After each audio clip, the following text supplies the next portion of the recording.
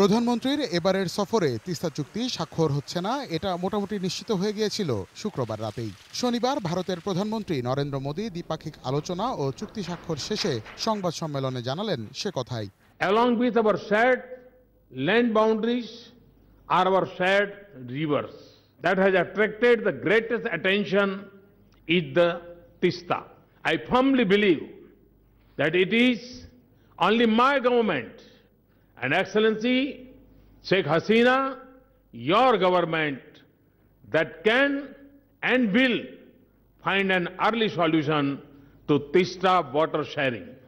তবে তিস্তা চুক্তি না হলেও ভারতের কাছ থেকে সামরিক কেনাকাটা করতে 500 মিলিয়ন মার্কিন ডলার বা 4,000 কোটি টাকার ঋণ নিতে রাজি হয়েছে বাংলাদেশ।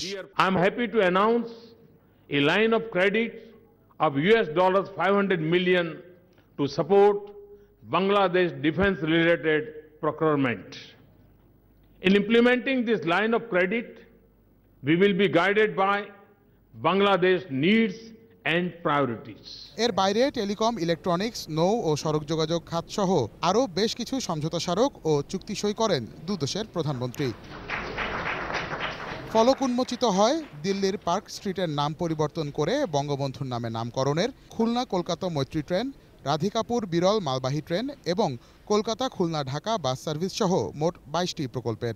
এ সময় পশ্চিমবঙ্গের মুখ্যমন্ত্রী মমতা বন্দ্যোপাধ্যায়কে সঙ্গে নিয়ে মোড়ক উন্মোচন করা হয় বঙ্গবন্ধুর অসমাপ্ত আত্মজীবনী গ্রন্থের Hindi সংস্করণেরও।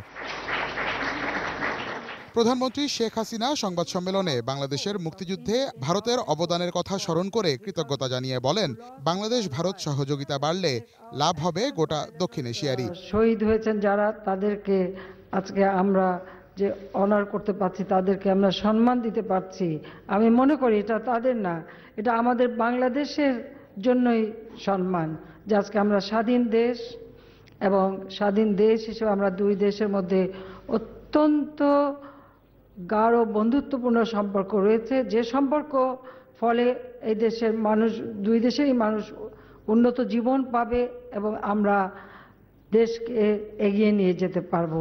Mofidul Topu, desk report, ATN news.